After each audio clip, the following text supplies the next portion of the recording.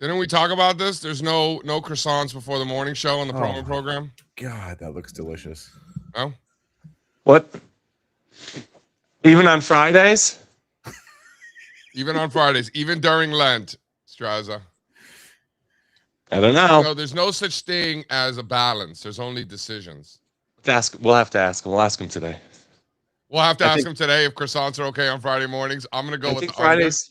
I think Fridays are the exception. Yeah. Yeah, I don't think so. So let's have a little fun on Friday. That's why we come on here. We're talking about crypto. You know, just to live a little on Friday. Have a little croissant. Even the Irish drink on St. Patrick's Day, even though it's Lent. It said St. Patrick would be okay with that.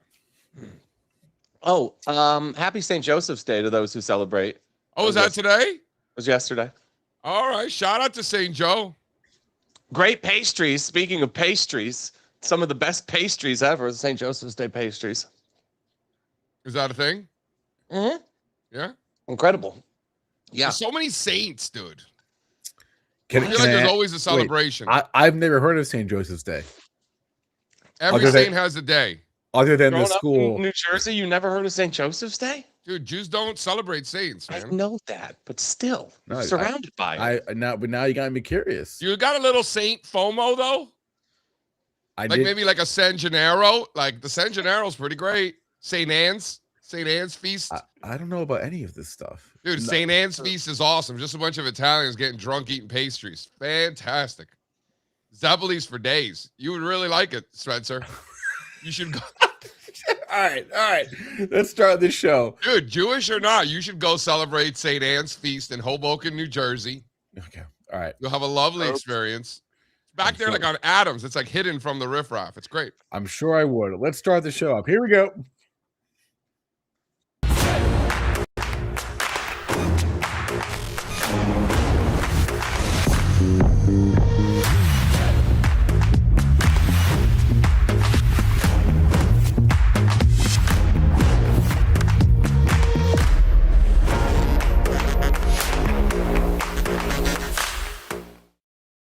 Good morning, everybody. Morning show is live. Spencer, Strazza, JC with you this morning. What do we want to talk about? Crypto, because it's Crypto Friday, so we'll do that. We'll have Louis Sykes stop by. Larry Thompson, a.k.a. Hostile Charts, will be here in a little bit. Kenny Glick will not be here, but he is tweeting incessantly about the market if you want to see what he's doing in Iceland. You guys want to talk about smuggling? I want to talk about smuggling. Chips into China. That's what I want to talk about. This story is made for a movie. You took the words right out of my mouth. Are they going to make a movie out of this? Explain to everybody what happened. I cannot wait. All right. Well, very simply. Allegedly. No, it happened. They're on camera with the freaking hair dryer moving the serial codes. It's incredible. There are rules. There are rules about what you're allowed to export to China and how much of it you're allowed to export, because US, China, we're kind of frenemies, right?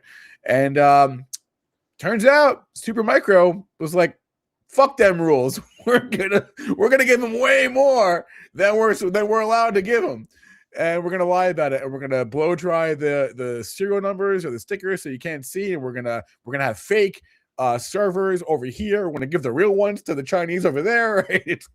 This is a fun story. So so fun. But this company also has maybe the longest history of SEC violations, fraud violations. Here, ready? Go back. I just got this little rundown from ChatGPT. 2006 export violation. This was a criminal case. This won't be the first criminal case for Supermicro, even though they weren't listed. I think they should be, to make a point about this, but we'll see. Another accounting scandal that began 2014 to 2018 about improper revenue recognition and understated expenses. They were delisted from the NASDAQ for it in 2018. They failed to file financials for 2 years. Then there was an SEC enforcement action back in the summer of 2020. Where the CFO was accused again of premature revenue recognition, misstated financials over the course of several years, $17 million fine there. They settled without admitting wrongdoing. Post-settlement credibility issues that lingered really for the past couple of years up through like 2023, where they became an AI stock. And now you got the whole new wave of allegations. There was a Hindenburg short report about these guys just a year or two ago, I guess summer of 2024, about the related party transactions and how they account for that. Possible export control violations. Now some of those are being proven true. Ernst & Young resigned as their auditor about 2 years ago. Department of Justice probe. That right there, hold on. That one right there, that's the tell. When the auditors, when the big four auditors are like, nah, man, you fucking crazy. Yeah. I can't be signing off on this, right? Yeah, when you're below the auditor's line, not good. Not good. Gutters, I don't care how much you pay us. It's not worth it, because if I sign off on this, I go to prison with you. I ain't doing that, right? Yeah. Yeah. So that's a big one for sure for me. I mean, intimately well just how powerful that is. But even me as a moron, even I know that one. But like, this company has a proven culture of corruption. And I think that that's a bigger issue that the SEC or the DOJ or whoever needs to do it has to kind of step in and actually punish SMCI as a company. Like, enough of this nonsense. This guy, the CEO, is legit like enemy of the state. I mean, what do you get charged with for this? Like, you're like a traitor, right? So like, hold on. So is he even American? I don't even think he's American. No, he's a Chinese spy. No. Well, all right. Let's not. Probably. I mean, so if you're a Chinese spy, can you be a traitor? If he's not even an American, he's a Chinese spy. Well, he's the head of an American company. So here's the thing. He's not American. So as Strazza pointed out, Supermicro not actually named in this I guess indictment. Is that what you would call it? Stock's down 25%. Are we buying the dip?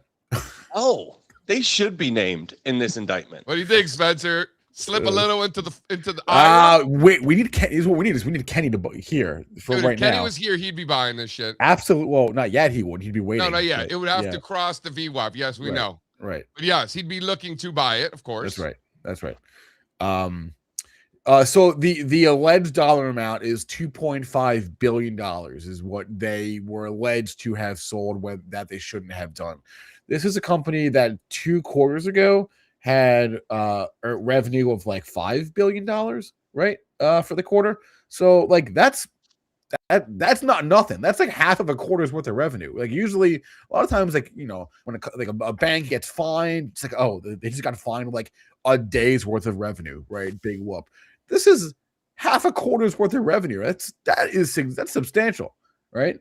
So it's a big number, $2.5 billion, kind of my point. Anyway, that's kind of the story of the day. Supermicro down. What are we down? All right, I got a more important story that actually matters, because this guy going to prison doesn't matter to anybody other than journalists who need things to write about, right? But like in reality, like, this company is irrelevant. The guy's going to prison. Who cares, right? Something that I think actually does matter, if you throw up slide 2, this actually is relevant. This actually does matter to investors. People actually should care about this. I think it's interesting. Reminds me a lot of 2008. So these guys these Wall Streeters, right? They are in the business of making money for themselves and for their shareholders. I get that. This is America. So they created these private credit operations, raising hundreds of billions of dollars, 300 billion or so is my understanding, or more, whatever. And so now these guys have created vehicles to short these things. So once again, taking advantage of the fact that they created a disaster, and now they're building ways for their clients to make even more money from it and, short this group. So a couple of things. Number one, this is 2008 all over again, maybe not to that extent, but the same shenanigans. We've seen this before. And number two, by the time the banks are giving investors the opportunity to short something, is that actually a good idea, or are they just in liquidity? What do you think? This is my question. I mean, I think it's just a liquidity, and I think that it is hilarious that these banks are building things to blow up the system and then building the things to benefit from the system blowing up. I mean, I think it's, it's fucked up, but like, it's genius also. Like, it depends on how you want to look at it. I was talking about this with Weitzel on his show yesterday, and he did a really nice rundown of kind of everything that's gone on. Throw that link. Oh yeah. Everything that's gone on here since last year. And before I could even say, it took the words out of my mouth. He says, it has hints of the behaviors and the activities we saw pre-financial crisis, right? Yeah. with the way that they're not marking these loans and these different investments to all the shit software companies that they poured into, you're probably going to see something break there. Or I don't think this downtrend is exhausted yet, is what I'll say about the private credit stuff. This is my question. If you're going to build a way to get exposure to the short side of this market, aren't you, and you've previously built a way to get long exposure, aren't you just saying like short me, bet against, you're offering people the chance to bet against yourself? Nah, bro, they're the house. You kidding me? They are balancing out that exposure so they don't have any exposure, and no matter what happens, they get paid. They're the house. There you go. Come on, well, right. Well, what is this? What is this? Kindergarten? This is real adult life, bro. What do you think is happening here? Come on. They might be the house in terms of like their balance sheet, but they get the house in like their the stock market doesn't see them as the house, right? So just look at the charts. These are two different things. We're talking about a business here that's doing funny business in order to make more money. And we're talking about a stock market where financials are getting hammered, right? It'd be a whole lot easier to just like short the banks as opposed to buying whatever instrument. I don't think it is. I don't think it's like that at all. All right. I got a great tweet alert. Throw out that next one. This one from Mitch Goldich. I saw this tweet. Great tweet.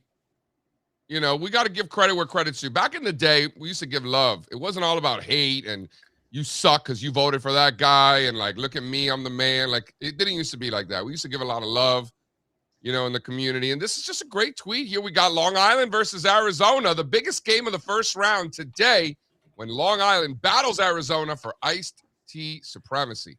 And where is Arizona iced tea headquartered? You ask? I'm glad you asked. New York. Is that true? That is true.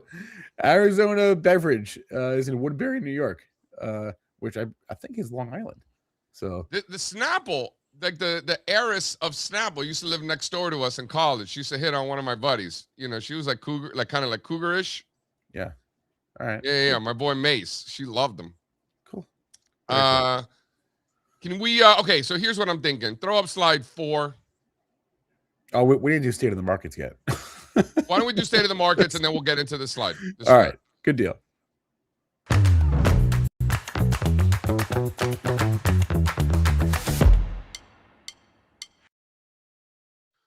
All right, guys. Dow down 170 this morning. It's 1/3% to the downside. 46,170. That puts us about 3,800 points away from Dow 50,000. Right, 3,800 points away. We got S&P 500 down 1/3%, 25 handles, 66.35. You got the NASDAQ 100 futures down 0.5%, 24,460, down 120 points.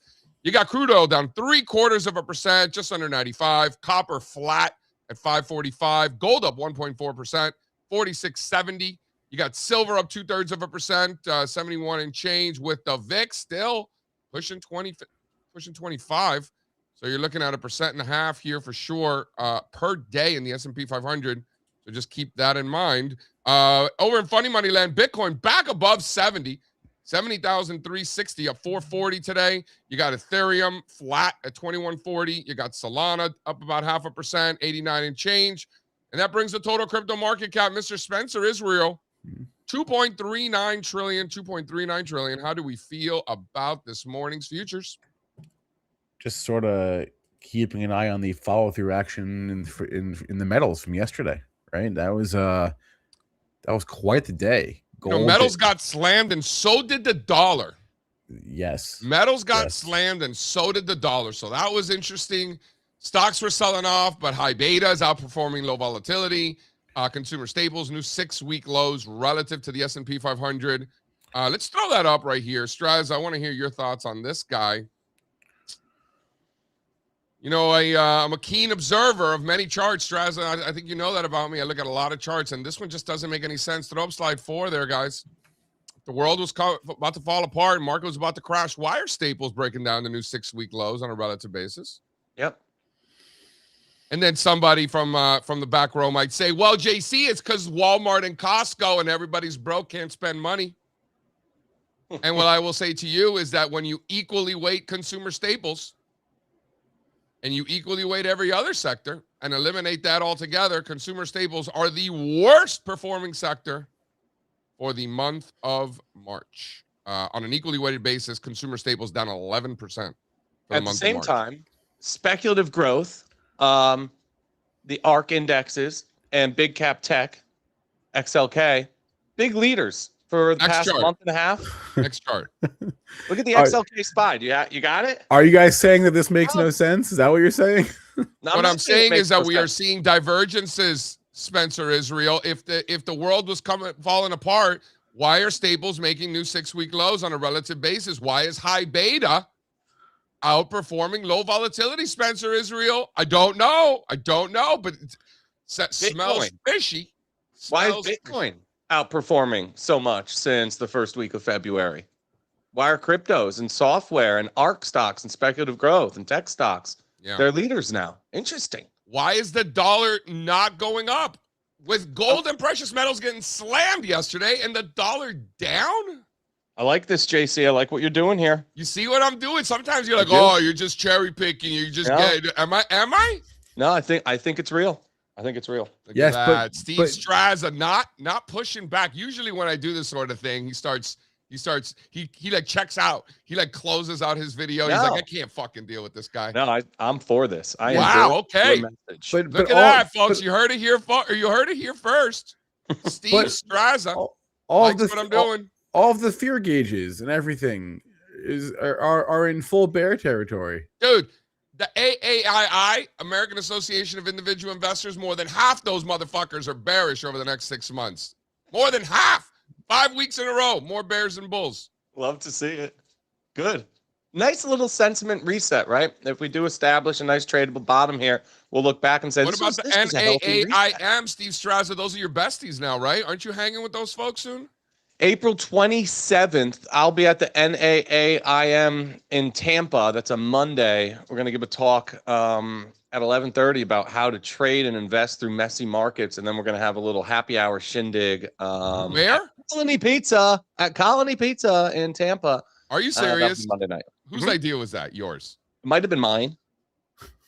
Throw up the slide, the new slide too. So these are lovely folks. The active investment managers, basically just like a bunch of financial advisors, finance nerds like us. They're great guys.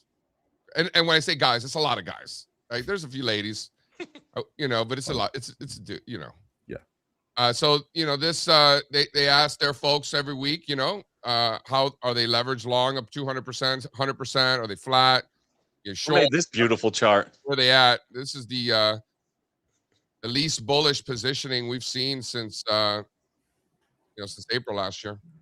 So there you go, Spencer. Yeah. Was this chart made on the first computer ever? Managers, at regular asset managers on the futures market. People getting out, Spencer. They're getting out. Well, we are in the first quarter of what is typically the weakest year of the 4-year cycle. So maybe they're just getting out before things get worse. You see that, folks? You see that? There's that Spencer Israel bringing in the heat with the seasonality. I see you, dog. I see you. Throwing ideas out there. That's all I'm doing. I see you, dog. I see you. Throw up The Economist. I mean, this is do we have to do this? Very aggressive. Very aggressive. Tell me how you really feel. Anybody read this rag? I have read it in the past. I definitely wouldn't say I read it per se. Man, they are angry. There's a lot of anger happening here. Very creative with the helmet on backwards. All right, that's good. Made his face extra red, extra orange for the orange man, right? That was good. Lots of explosions going on. I mean, a lot of exploding. Yeah, I wouldn't overthink this per se, right? What do you think? You think the rags are happy, or you think they're upset? I'm just saying. They're probably happy, JC. Yeah, right? They're thrilled. I mean, it must be so depressing to work at The Economist. Dude, can you imagine? War is good for business, right? One of these clowns, it was a lady, and she wrote an article about how nobody uses technical analysis, right? And then so of course This is on The Economist magazine. And I'm like, lady, I will personally take you to the New York Stock Exchange so you can see all the technical analysis that's going on there. Yep. And then I will walk you to, I don't know, 50, 20 different trading floors that I got buddies at all of these or more. I could do this all night. And I will take you to all of those investment banks and hedge funds, and I will show you all the technical analysis is being done everywhere. You idiot. And I didn't say that to her, but obviously she turned out to be. She just, no thanks. Hey, speaking of journalists, we're going to have one on the show next week. Very exciting stuff. Who? Spencer Jacob.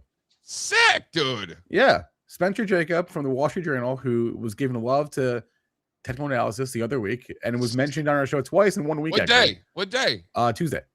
Who's that? Dude, Spencer Jacob. Yeah. Nice, man. Dude, well, this guy. I don't know him. I don't know anything about him.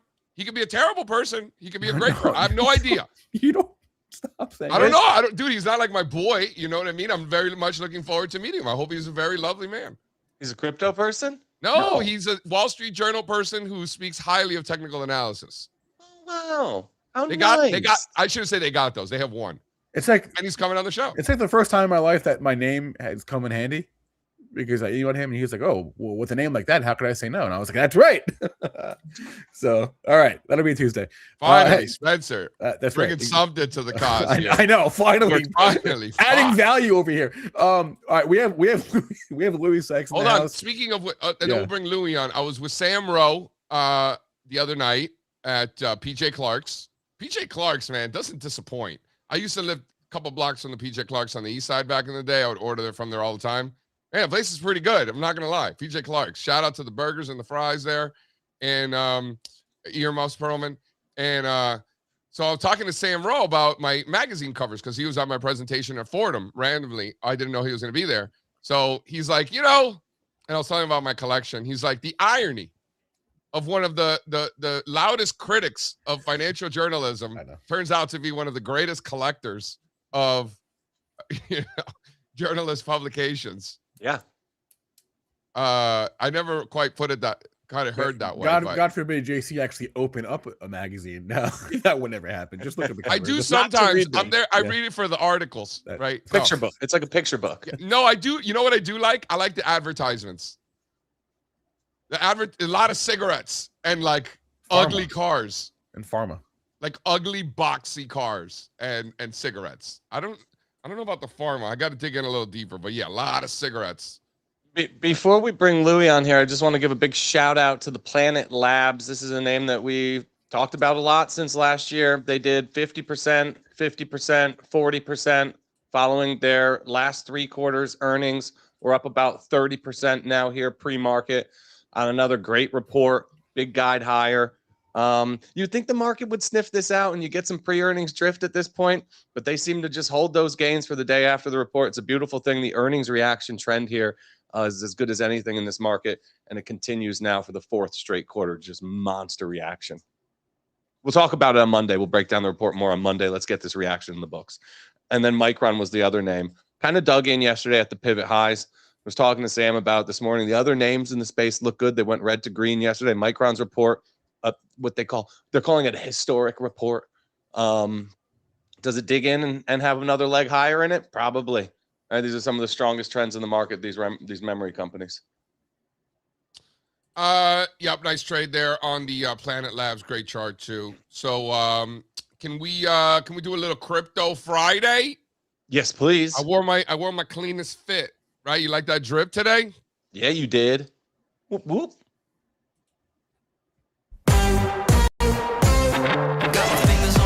Avocado and toast, leather seats, jet plane, always ready to go. Do you even eat avocado toast, Louis? You eat avocado toast? I do. I mean, when I go to a cafe, I'm more of an Eggs Benedict kind of guy rather than an avocado on toast. But I am a fan of the old avocado. Dude, Eggs Benny. You like the Eggs Benny, huh? They do that classic. In New Zealand? That's classic. Yeah, we've got a very strong cafe culture. New Zealand. I will defend this to the grave. New Zealand does the best coffee in the world. Wow. Yeah, I don't know about that. best Mate, coffee in the world. I mean, you got the Italians; they'll tell you otherwise. The Spanish, the Cubans, all the Caribbean areas, Costa Rica, Colombia, they take their coffee very seriously. I don't think they're going to be like, yeah, these Kiwis got the best coffee. Yeah, I don't think so. I'm rooting for you. I don't have a horse in the race. I like gas station coffee. So, like, the grosser, the better for me. Like, I'm good. I'm easy. Wine is different. Yeah, best coffee, New Zealand? I don't think so. Mate, there is literally baristas all over the place. You can go to a gas station in New Zealand and they have professional baristas at every gas station in New Zealand, and you get genuinely great coffee, even at the gas stations in New Zealand. We've got great coffee everywhere. All right. Yeah, the Turkish. Yeah, in the Middle East, they do all kinds of crazy shit with the sand and stuff like that. Yeah, I don't know about New Zealand. We'll see. We'll give it to you, Louis. We'll give it to you. We'll see. One day I'll have to test it out myself.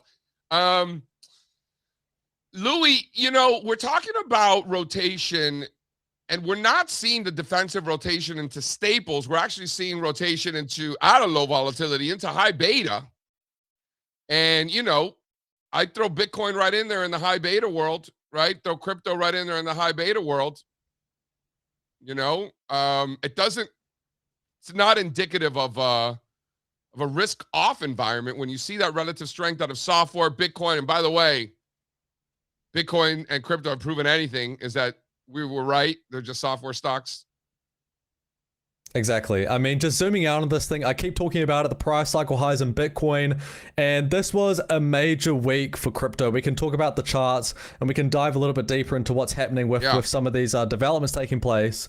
But it was a major week. The SEC finally putting forward their informal framework on what these crypto sectors are and creating a crypto taxonomy, which is a really big problem, right? So in the traditional stock market, if I say to you, hey, look, JC, I own an energy company, I own technology, you immediately understand, even if you're not some fundamental analyst, you understand, okay, that I understand what the company does and how it makes money. But if I go to you and I say, hey, mate, look, I own an L1 token or I own an interoperability token, you're going to look at me like I'm crazy. You're going to be like, what the hell is this guy talking about? And so this is a really big problem in crypto, where even in you don't know what any of these cryptocurrencies do. And so this week was a really big week where Paul Atkins, because you read all the white papers. Oh, well, I know, but the average investor and the average regular guy doesn't know. And so it's great that the SEC this week put forward the very first informal crypto taxonomy, where there's different levels and there's different types of digital commodities is what they're calling them, digital commodities. You've also got digital collectibles and payment stable coins. They put forward this framework. So it's going to be really important, because the previous issue with this last government that you guys had, that these crypto companies would come into America, the financial markets, and they were saying, look, we want to develop crypto, and they went to these regulatories, they tried to work with them, and for doing so, they lacked with major fines. And so at least now, we're actually starting to set a bit of a groundwork for what these cryptocurrencies actually. Can you talk about the investment banks and how they're using the hyperliquid? Can you get into some of the details? Because I don't think the folks quite understand the magnitude of what's happening here. Can you walk us through that? Well, there are some weeks where decades happen, and this was one of those weeks. And so for those that aren't in the loop, pay attention to this, folks. This is really, really interesting, because this isn't like a little bit of money. So we're talking about the S&P 500, right? So this is not like some random token, some random crypto scam, whatever. No. This is 24/7 S&P 500 trading on chain. All right. Like this is like full stop. Pay attention to what Louis is saying here. Tell him, Louis. There was an article in the journal last week. The title of that article was that crypto's hottest trade is 24/7 oil. And so 24/7 markets are here, and there was a major development where the S&P Dow Jones indices have now officially licensed the S&P 500 on the Hyperliquid platform. So what is Hyperliquid? Hyperliquid is just any old crypto exchange, but it trades on its own blockchain. So it trades 24/7. It trades completely permissionless. Anybody can trade and put their wallet on, except for those in the United States. Just a quick caveat. But these are the very first official licensed S&P 500 futures that trade around the clock 24/7. And so now, when there are missiles flying overhead in the Middle East, you want to go onto Hyperliquid and you want to see how futures are pricing that in, because now markets are moving towards 24/7 trading, and it's hilarious. This particular firm that S&P Dow Jones indices are working with is called Trade XYZ, and they're working on Hyperliquid, and they have 30 different futures products on the Hyperliquid platform. Now, of that 30, only 7 are crypto products. The other 23 are traditional markets. They are gold, silver, they are individual stocks, they're the S&P 500, the NASDAQ 100, they're copper. This is the beginning stages of a major transformation in financial markets, where we are now seeing the early green shoots of 24/7 trading. You know, and then sometimes on the weekends, I'll check like that. There's like that Wall Street weekends website where it's like super illiquid. You can kind of see where the market is, but not really. You know, believe it or not, as illiquid as that weekend bets is or whatever, it's been around forever. It's not terrible in terms of indicating where the market is, but once the futures open up at 6 o'clock, everything changes. Here now we're actually seeing the liquid markets. So over, the weekend, you want to see where the markets are. You can look at Bitcoin, Ethereum, other cryptocurrencies. You can kind of see where they're at. Now you can see where the S&P 500 is 24/7, no matter what. Explosions, peace deals, Trump tweets, anything happens in real time now. S&P 500 futures, and I'm very curious to see how much liquidity is in there. I'm thinking it's going to be a lot because it's the S&P 500. Exactly. And even if you go have a look at the New York Stock Exchange, in the next 5 to 10 years, every time you purchase a stock that's listed on the New York Stock Exchange or on the NASDAQ, that transaction is ultimately going to settle on a blockchain. That's just where we're moving to right now. The New York Stock Exchange is developing their own tokenization platform. Every financial institution is developing tokenized deposits. Stablecoins are here. There was that classic Stanley Druckenmiller interview just 2 weeks ago with Morgan Stanley, and he said that basically all of modern finance is going to move on to stablecoin rails in the next 10 to 15 years. These are mega trends. They're happening right now in a position, and you don't have any exposure to the theme. I think you need to seriously question what you're doing, because this is one of the biggest now let me ask you this, Louis. Finance. Great question in here about how to actually trade these things. So for me, I am less interested in trading S&P 500 perpetual futures on chain. I'm not so much interested in doing that right now in my life. I would like to see the data though, right? The data's good, right? I don't go to Robinhood to put trades on. I got like a couple of grand in Doge that's been there for years. It's just there. But I use the account to check some stock futures that trade overnight. In my opinion, I'm going to use this in a very similar way. Now, hypothetically, if I decided that I wanted to trade such vehicles, right? Currently, I do not. I'm just analysis. But let's just say I did. Do I have to go through the Hyperliquid protocol, or is there a DeFi protocol I can go through elsewhere that is that's connected? Yeah, so Hyperliquid isn't available to people in the United States right now. That's going to change. But all you need to do, if I was actually thinking about this, where I was considering putting on a position of MicroStrategy, I decided against it. I was like, I've already got enough crypto exposure. I'm fine. And I was working through that, and I do most of my trading on crypto platforms anyway, and a lot of it on chain. And I thought, where would I buy my strategy? And I thought, it would just be a lot easier if I just went Hyperliquid and just bought MicroStrategy there instead of just sending money over to interactive brokers, and it takes a few days for things to settle. Yeah, you can buy MicroStrategy perpetual futures on Hyperliquid 24/7. How many perpetual futures contracts are on there on Hyperliquid? Contracts, and then there's also a lot of tricks. You can trade crude oil. Crude oil is a really hot one. It's gone from from literally $50 million of daily volume to more than $2 billion of daily volume in the space of 2 weeks. And so that market is already beginning to heat up, and you can trade copper, gold, a few individual stocks, obviously the S&P 500 now. This is only the beginning stage. And we're going to look back on this in a few years' time and say, well, the first iteration of that, it was a little bit janky, it was difficult to access, but that's not the point. The point is that we are here. We are now seeing these financial institutions finally beginning to adopt these things, and 24/7 trading is here, whether you like it or not. A couple of great comments in the chat. Everything gets arbed out there. There will be no edge for John Doe or really any advantage, just more revenue for the firms. Well, for sure, more revenues for the firms. And it's not so much an arb as it is the ability to get exposure at any given time to the S&P, long or short. Right. So it does provide a service as far as like the spreads and like scalping these things. Yeah, good luck. Right. But I don't think that that's what it's for. Dude, it's called Kalshi. No. Kalshi, these are penny stock. Kalshi are penny stock scams. This is a real market. Right. So there's no liquidity in these. What's great about these prediction scams, these prediction market scams, is that they never talk about market capitalization. They never talk about all the total locked value. They talk about volume. Right? Because they got all these bots trading with each other and they're like, so much volume. No. They are purposely misleading you and exchanging the words total locked value, the market cap, how many assets they have, and they're replacing that with volume, right? To fool you because they think that you're fucking morons, right? And many of you are, full disclosure. Most of you are like, oh yeah, that's the same thing. No. There is no money in these things. It's a few $100 million. Add them all up. Add all the prediction markets up all together. Add them all up. And it's not even a small cap stock.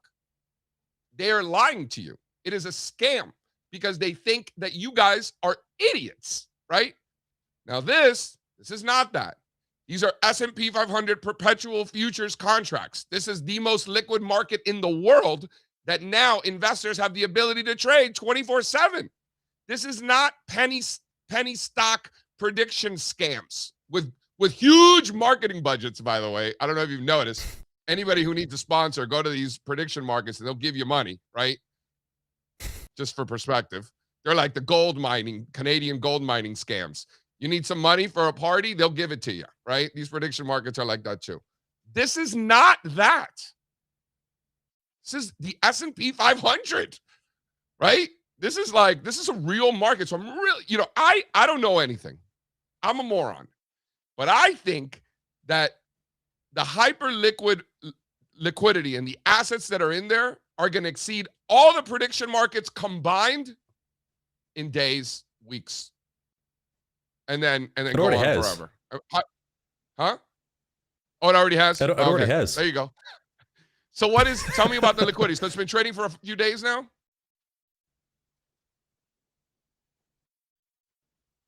Oh, how long has it been trading, Louis? Shaky. Yeah. The S&P 500 trading just began yesterday. They began trading yesterday. Yeah. So this guy says a few $100 million is nothing coming from a guy who is not worth a couple of $100 million. Yeah, I am not worth a few $100 million. I do not have that many million. I do not have hundreds of millions of dollars. Yeah. And a few $100 million is nothing. The stock market in the United States alone is 60 trillion. So yeah, a few $100 million is literally zero. Yes. My net worth is irrelevant in this conversation. And no, I don't have hundreds of millions of dollars. I have fewer millions than hundreds. It would really surprise people to know what the scale of this shift towards on-chain really is with financial institutions. I mean, I keep saying this, I keep bringing up this conversation, but I was talking with the single largest data provider in the crypto space that services a lot of institutions and enterprises just last week. And they said to me that JP Morgan has already settled $5 trillion on the Canton network. This is not just experiments and pilots. These are real sums of money that is moving through these on-chain networks. And then also, here's another great question. Why wouldn't the S&P, why wouldn't Standard & Poor's do it? Well, first of all, Standard & Poor's doesn't trade. They create an index, right? So Standard & Poor's is not in this business at all. So why wouldn't they do it? They don't know how to do it. They can't do it. It's not what they do. Standard & Poor's creates the Standard & Poor's 500 index, and then all the traders around the world trade that in a variety of different ways: ETFs, mutual funds, futures markets, options markets on ETFs and stock and futures. I mean, there's a lot of ways to do it, but none of those ways allow investors to do it 24/7. This is the first time that it is. So it's not like a new thing at all. It's the same old thing. It's just a new way for more people to participate for more hours. And look, you know, this is going to be great for companies like ICE. I mean, look, it's going to be terrible for our mental health, right? You know, we're going to be having more reasons to check our phones, seeing what the market is doing. And, you know, so welcome to my world where it's 1 a.m. and I'm in my underpants and sometimes I want to check what Ethereum is doing on a Saturday night. And so welcome to my world. It's not going to be great for our mental health. It's probably not going to be great for our sleep. I don't think so, Louis. I don't think so. Tell me why. I'm curious. I think it's the same. I think we've had crypto markets for so long already that all of us are so used to 24/7 markets that keep bringing I think you're in the minority of investors. What's the difference?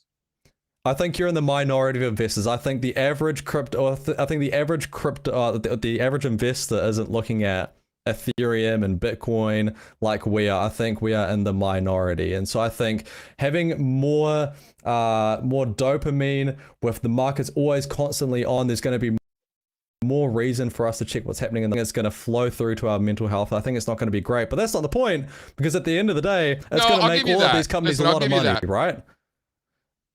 I'll give you that. For us, me, Strazza, yourself, some of the others, we've had this for a long time. So for us, it ain't no thing. We've all woken up in the middle of the night, be like, how much Algorand do I own right now? What's Algorand doing at 4 o'clock in the morning? Checking my mobile, right? See, used to wake up at 3 a.m. checking my mobile, right? And by the way, these futures markets for a long time have been trading overnight. I remember waking up at 2 o'clock in the morning to put my stop loss on my sugar futures. Like, this has been happening to me for a long time. So to your point, I'm a little numb at this point that what's another few contracts, you know, just keep, what's the difference, right? So maybe for me, and then for others, I can see how that might be a problem. You might be right. You might be right. But just as a general population, we've had this for a long time. So if you're going to be an idiot, we've had plenty of time to be idiots. I am certainly guilty of that. I tell you, I can sit here all night telling stories about what an idiot I was, right? But you know, we've had plenty of time. I don't know. Well, you know, look, the purpose of life is to add shareholder value. They're certainly going to do that, and so it's going to be great for these companies. It's going to be great for the New York Stock Exchange. It's going to be great for the Nasdaq. They're going to make a lot of money from this, and that's why they're rolling out these platforms. It's conspiracy theory. It doesn't need to be some sexy narrative. They're only doing it because they want to increase shareholder value, because they're going to make money by doing it, by offering greater liquidity to all these investors and traders. And then hold on. And then so what ends up happening is that they're not like a company. So they take all of the revenues that are generated, the tokens, if you will, whatever generated, and they're just using that to buy back their own hyperliquid tokens. They take 90% of their revenue, 90%, and they immediately convert that into buybacks. And so this is different from accounting revenue, right? So it's not like company revenue where they need to pay tax. They just literally take the protocol revenue, the on-chain revenue, and they direct 90% of that into buybacks. And so that is just an outrageous level of shareholder, in this case, token holder return. And so at the current price, they would currently buy back the entire supply of this crypto.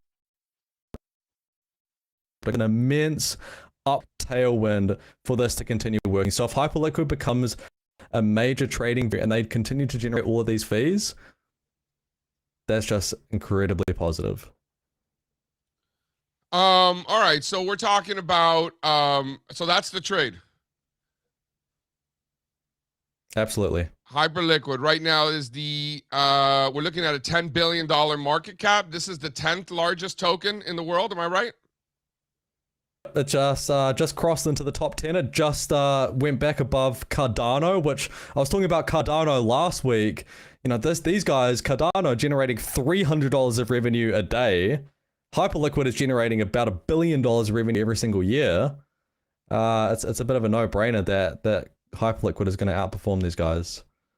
And you could buy it on Coinbase. Absolutely. All right. Louis Sykes coming in with the 411. Listen, I don't have the time. I don't have the time to be following what the hell's going on with all these cryptos. You know, the kids these days with their crypto. But Louis, we have him. He posted. I like it. That's why we have him. Dude, he reads the white papers. I ain't reading white papers. I ain't reading the white papers either. Nope, ain't doing it. Louis, It's great. we always appreciate it. Let's get into it. Thank you, guys. Strazza talking about Solana. You dropped the link for Louis. Louis did. just put out a great note yesterday. Louis puts out great notes all the time. If you're not getting Louis stuff, I don't know what you're doing. Oh, actually, my second largest position just got a major boost. Was his headline yesterday? I like it. Wait, Louis, are you still here? I was at a little happy hour yesterday, and someone specifically shouted you out. They read a lot of our stuff, and they said, he said Louis has a good copywriter. I was like, Louis is his copywriter. Oh, okay. Well, then Louis is a good writer. That's what he said. Specifically, started you out. So nice job. I got accused of you having AI write my notes. Yeah. No, AI writes it for the copywriter who writes my notes. Oh, okay. I was like, Louis writes his own stuff, so I'll pass the message along. So this is. I got accused of taking Ozempic. Okay. Once, but Strazza was there. Strazza could tell you. Can you believe it? That's like the compliment these days, right? Strazza, tell him. All right, everybody say thanks, Morgan. Everybody say thanks, Morgan. Love you. All right, we got LT in the house. Should we bring him out? Bring him out. AKA Larry Thompson, AKA Hostile Charts, AKA Thompson's 2 cents. So many aliases.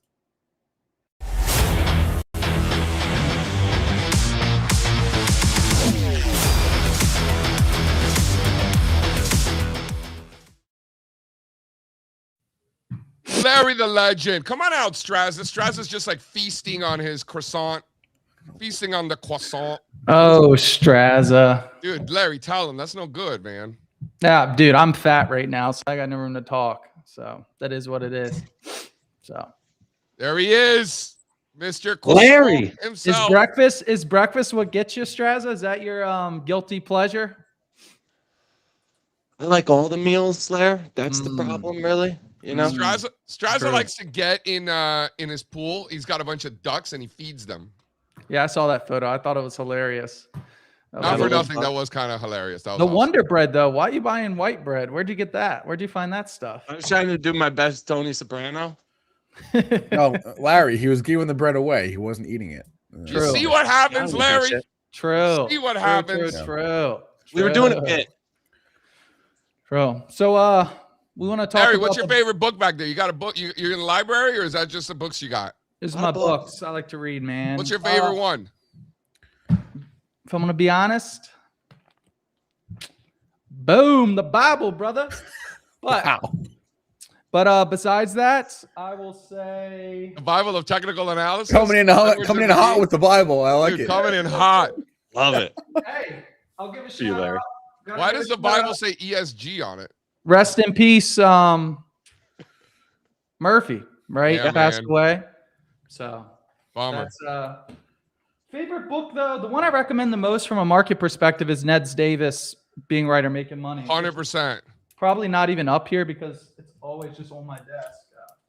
Here, Dude, look how the many Ned little Davis notes one. this thing has. It's filled. So that's probably Being right or making money. What would you? I mean, Jesus Christ! I want more of the second one so much more. I don't care about. Ask my wife. I'm never right, so I'm good. I'm good with being wrong.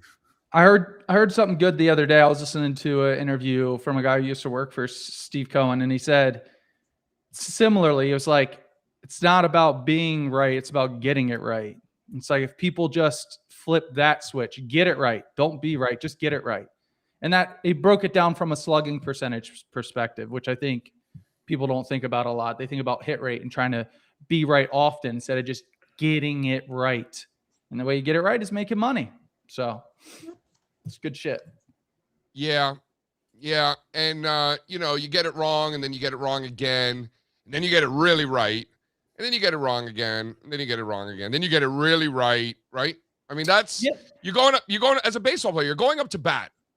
You're going up to bat, you're fired up, you're taking hacks, you're watching the picture, you're like, oh my God, if he hangs that curveball, I'm gonna hit it 400 feet. But you probably won't. You're probably gonna ground into a double play. Yeah. And you gotta know that going in. Then you gotta suck it up, go get your goddamn glove, put your hat on, and go on the field, play defense for a few innings until you get another turn, and then you're gonna try to hit a home run, and you're probably gonna strike out. I mean, that's better and better that you gotta deal with.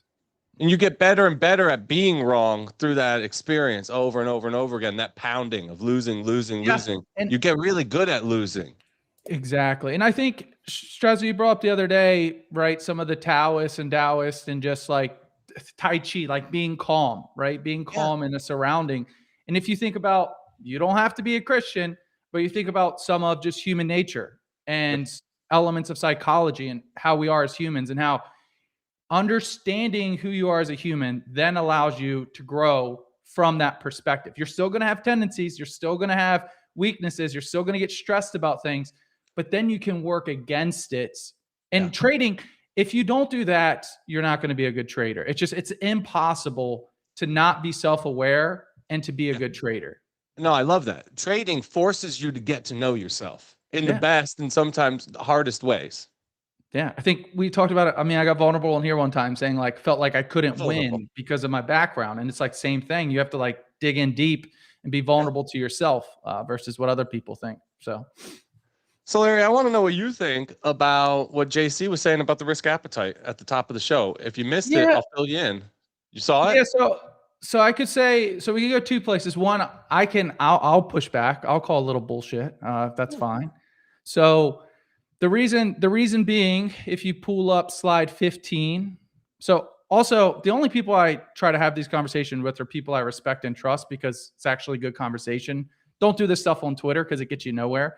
But if you pull up slide 15, so this is one of them, right? I didn't pull up RSPS. Sorry, I didn't have time to edit that one. But we are talking about relative weakness, or we're talking about relative strength in SPY versus this. I would say, who cares? What about high beta versus this?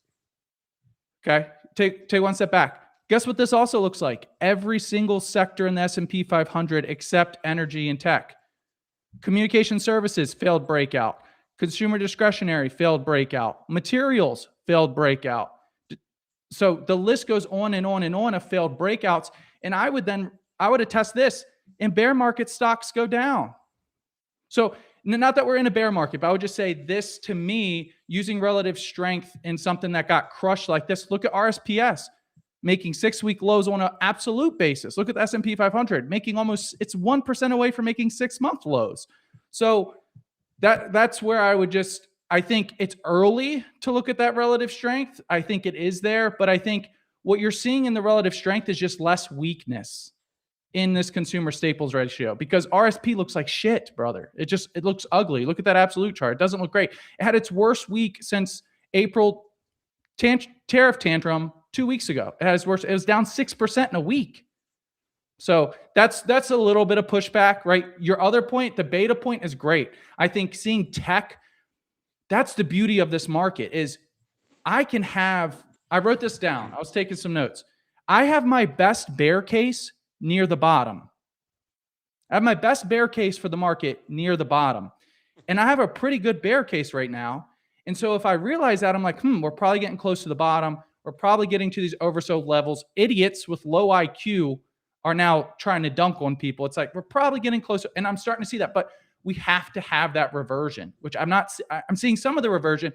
But I would say to the software stuff, I would say it's in a 30% drawdown, buddy. Congrats on rallying a little bit. Congrats on rallying, bro. You got knocked out and now you just stood up after the fight. Congrats.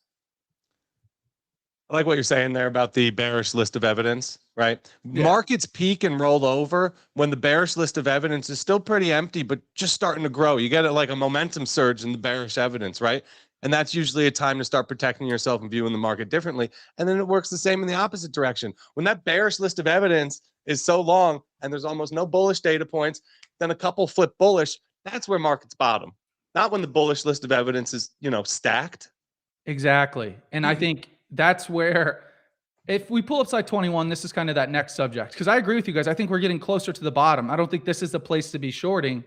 Slide 21 just gives like a very simple model of how to think about the market bottoming. And it's essentially just a mean reversion.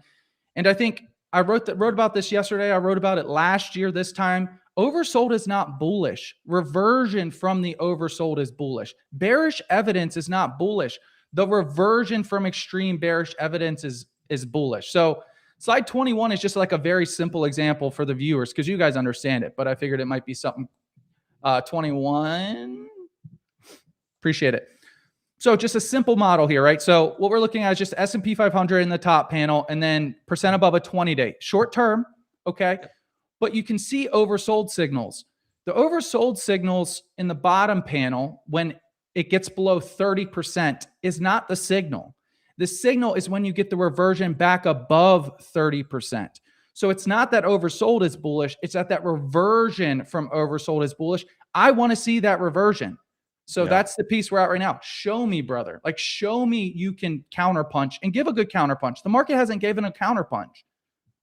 This is a great chart. It's also important to know that you can double dip with this kind of an indicator. We saw it last cycle too with the percent over 200 day. And then my question would be, right, is this bullish or is it bearish? Because is it March of last year or April of last year? Feel me? That's where price helps you out, right? And that's honestly, if we're going to talk about, you know what's really interesting on this? Yeah, what's up, JC? When you broaden it out to the New York Stock Exchange, which is the index I like to use for this kind of breath work, yesterday the percentage of stocks below their 200-day moving average hit new lows. Percentage of stocks below their 50-day moving average, I'm looking at it right here, hit new lows. Yep. The percentage of stocks above their 20-day moving average did not make new lows, put in higher lows. I thought that was interesting. Didn't see that coming. You'd figure more short-term selling, right? It's not. I thought that was like an interesting kind of divergence. We'll see if it holds or not, but I didn't see that coming. Yeah, we've seen that exact divergence 2 or 3 times now because we've seen it kind of when we've stabilized and then we've kind of gone lower. We've seen it a couple times. I have some breadth data. We don't need to talk about it right now, but we've seen it a couple times. But I would say the 200, like you said, the longer term trends are starting to bend, which like I said, if we think about what I said at the top of the show in terms of like, I have the best bearish case at near bottom. So you could say here that breadth is confirming the breakdown, right? Because we're getting below the 200-day. You could say breadth confirming the breakdown. The problem is breadth doesn't matter for the S&P 500 because if tech rallies here, who the hell cares about breadth, right? Because it'll just trade sideways for a long period of time. So I think it's messy from this perspective. I think if we get back to that pitch analogy, I'd prefer to swing on bad pitchers, right? If I have the choice of unlimited at-bats, which you do in the market. So the market to me is saying there's not a ton of clean pitches. So yes, speculative alien stocks. I wrote something about, like, I agree with the alien stocks. I think alien stocks look great. I think energy looks great. I think you have some bottoms. Coin is one of my favorite charts right now. I think you have a good bottoming pattern firming in coin. But am I being overly opportunistic about the market as a whole? I'm not. I have more cash than I've had in a year currently in my portfolio. That's me just being honest. I've got cash from getting stopped out of some things. Yeah. But that doesn't mean, right? Like this Coinbase chart is beautiful. Like one of the best, what's hilarious is the market's super messy and my best trade this year has been a speculative growth stock, right? And it's been recent, right? So in a messy market, one of my best trades has been a speculative growth stock, which is, I think you can use that to then say, oh, that means the market's all going to rally. Or you can say the rule right now is the market's messy and there's some exceptions that are working well, and be in those exceptions if you know how to manage risk. And that's what I think we're all doing here, right? This is such a good stock, not just to trade, but also to own long-term. I love Coinbase. Good for you, Larry. Nobody knows how much you love Coinbase, Strazza. This must be a shocker to the chat. Yeah, people have probably never heard me say this before. No, never. We're sitting in some 190 calls today. They're gonna expire at the bell. So we're gonna sell the remaining position for some nice profits. And I'm looking at the chart. When you zoom in, just want to buy more further out. I mean, this thing, a massive ramp off of the lows. How many stocks were up 50% off the lows from last month? Coinbase was right into a high and tight bull flag that's now lasted pretty much the entire month of March. We start going higher, a little momentum out of this coil. Ooh, where's it go? 250, 260, 300? Yeah, I like I know you've shown that you've been all over that one too, but look at the next chart, Lemonade. That's one. Gucci Mane, right? Has that song Lemonade. Similar setup. I like Yeah, you like the Gucci Mane? Gucci Mane. Look at that. I stopped looking at this one, but yeah, back from the dead. Yeah, so you had that IPO VWAP reclaim, and then you had it turn into support, and that's up, I think it's up like 35% from the lows, 40% from the lows, and that was in 3 weeks. So like that's where markets in a newsletter or writing, it can be tough, but when you kind of get a little bit more time to talk about it, it's like, yes, I think the market is messy. I think there are some really good trades underneath the surface. And what's nice is like, I have a different construction for my portfolio where it's like, I have some more of these speculative trades on, but I'm also in a decent amount of cash. So if the whole market is down red in a day, it doesn't affect me as much because of that cash position I'm having. So my portfolio looks like a crack addict because it's like cash and then alien stocks and then Gucci Mane's Lemonade stock and Coinbase and then some energy because I think the world's going to end. So it's a really interesting market dynamic. Because you're treating all these different themes and individual stocks on their own merit, which is really the right thing to do. Somebody asked me the other day, how do you reduce exposure when you do? I said, one of two ways. Sometimes I'll see broader market things going on that just tell me I want less across the board, but that's more rare. You know what I mean? Reduced exposure to China a while ago. Why? Because the charts in China, the indexes in China were breaking down and signaling lower, right? So I said, if you're looking for a place to reduce exposure, look no further than the financials, right? Areas that have already broken down. That's where you reduce. The ones that are digging in and holding, that's where it gets tough. Do you reduce in anticipation of more downside? Or on the other hand, you get a little starting line momentum. You want to look at those areas that are holding and start actually increasing exposure there. So you do have to be nimble at these turning points, even if you're trading or investing on longer time frames. Yeah. And one of the things I think when I first started trading that took time, I think it takes a year, 2 years to really understand is like be an incrementalist, right? You can dip your toe in, right? And then put your leg in and then jump in the pool, right? You don't have to jump in all at once. You can get incrementally smaller in some of your positionings, or especially like you have something like Coinbase up 50% in 4 weeks. Okay, maybe I take 25% off because in my head, if it goes down 5% in a day, I'm going to accidentally take 100% off. So incrementally changing your position, that doesn't sell, right? That's not as fun to tweet about. I took off 25% of my position in coin versus coins going to the moon. But that allows you to then sit in something a little bit longer. I know, shout out to Breakout Multiplier, right? You guys do that with your options strategy where, hey, take some off. So mentally, if this drops 10% or rallies 200%, you can capture that upside and get that slugging percentage really high. Yep. Taking some profits this Texas land Pacific. Man. What? Texas Pacific land. Look at that tight TPL? flag. TPL, right? Yeah. Dude, remember those energy trades we put on where we bought leaps like 3 years out? Yeah. Well, those were the 2026, December 2026 XLE calls, and man, have they come back with a vengeance. This was Larry. This was like my strategy was like, okay, you know, I got long-term accounts that have 2-3% energy exposure, right? All these things, kids' college funds, retirement accounts, like I'm in, and I got a ton of tech, just like everybody else in their retirement accounts. I'm not special. So what happens? And then so I'm thinking to myself, is energy going to stay at 2% of the S&P 500? Or is it going to inch? Doesn't have to get back to 30. It was 30% of the S&P. Now it's 3.5 now, but it was 2. So it's like, okay, can it get any smaller? Got to have some exposure. You know, Larry, so I did. And, you know, that's working out well for this reason. And for people, just forget what I did or what I'm thinking. Just from here moving forward. S&Ps are at 3.5% of the S&P 500. Energy is 3.5% of the S&P 500. Yeah. 2 years from now, you think it's going to be higher or lower? Higher. Ooh. Huh? Higher. What about 10 years from now? Why? What about 10 years from now? Higher. Yeah. Because of the I'm nature with of the you. pattern. Because it's a structural monster Cycles base. are 30 years typically for energy and commodities. So I think Can it get once any again- smaller? It's 0% of the NASDAQ. exactly. And so I think this feeds into that last point about incremental exposure. Larry, do I need to sell all my tech and go all energy? No, bro. Go from 3% to 5% exposure. Yes. Like, Yes. don't people, Right. and this is once again why I reference the Bible, because the book's really about human nature. You don't have to, I don't care your religious views. We What's your are favorite very chapter? What's your favorite chapter in polarizing the Bible? people. Right now, Job. Job is my favorite Job, the currently. book of Job. I'm reading All right. book of Job. Yeah, it's the second Shout book. out to Job.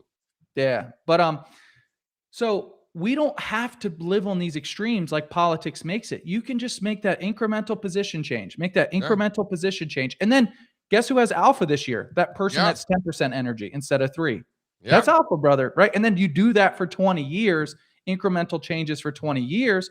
That's all the gym is. That's all a calorie deficit And then, is. so let me ask you this. So there's no such thing as passive investing. That's a big lie. Yeah, that's a lie. There's no such thing. You're just passing on the activity decisions to somebody else. Yeah, it's momentum. I mean, passive investing is longer term momentum in the S&P 500, right? Which is why it's gotten so cap weighted heavy, which is robust over long periods of time. But you know, the enemy. So, right back to kind of everything we're talking about. The enemy of your strategy is you not knowing its weaknesses. So understand the weaknesses of the S&P 500. And the weakness of an S&P 500 is a 3 to 8 year mean reversion. That's the enemy of the S&P 500. So guess what? Complement your momentum strategy with a shorter term momentum strategy or a longer term mean reversion. What's longer term mean reverting right now? Energy. So I think that's kind of how you have to think through this. And like I said, do it incrementally over time. And that's where I'm not doing 200% a year per se in my long-term account, right? Like my DGen account, sure. But I think that's an important concept. Yeah, it's different. Yeah. Very cool. What you got in the March Madness, Larry? Dude, honestly, this is probably my least fanhood year, unfortunately. I feel like I'm getting old, unfortunately. It's like it happens, Larry.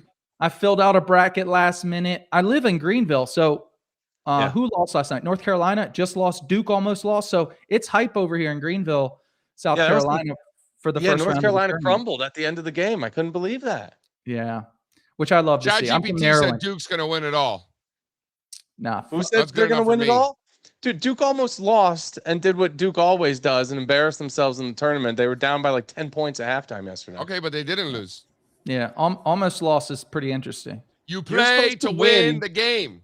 Number 1 seeds are supposed to win by 30 points in the first round. No, they're supposed to win. If there's the best thing you can do is get scared in the first round and then lock in. You want to get that out of the way a month or two. Get it out of the way. You want the losses before even the conference. Strazza's just a hater because he's all. No, I know how this works because I'm used to winning. That's what I am. Yeah, Duke hasn't won anything. Not as much as us. Here we go. That's actually true. You Not as much as UConn. Yeah, I think I got Clemson going pretty far. Dude, Cameron Indoor was one of the greatest sports experiences of my life. Yeah, super cool arena, right? Holy shit, dude. Wow.